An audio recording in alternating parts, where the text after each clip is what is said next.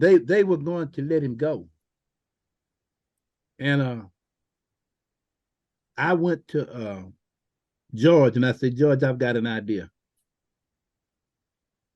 Let's frizz your hair up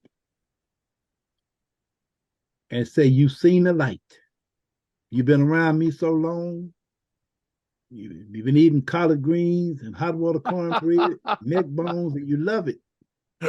That sounds like my lunch today. Yeah, if neck bones did that to you, I'd have frizzy hair right now. I'd have hair. Yeah. I say, do you mind if I go to Vince with it? He said, man, no, man, I don't mind. So I went to Vince.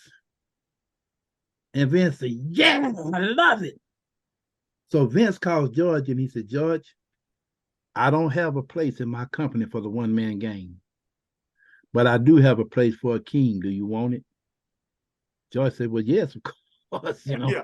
So that's how Akeem came to be. And did right away, did George get into it? Did he like it? I mean, how did that work? Because that is such a contrast to go from legitimate big tough guy to this dancing guy. Yeah. Jerry, do you remember the first night we debuted and Vince brought all of the guys from the back, agents and everybody, and Akeem was dancing and wheeling around, and it was so awkward because he couldn't dance.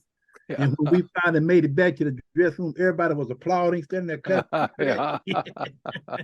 And he was horrible at dancing. It was terrible, Yeah, it got over because it was so horrible, and people just laughed. He just looked so goofy.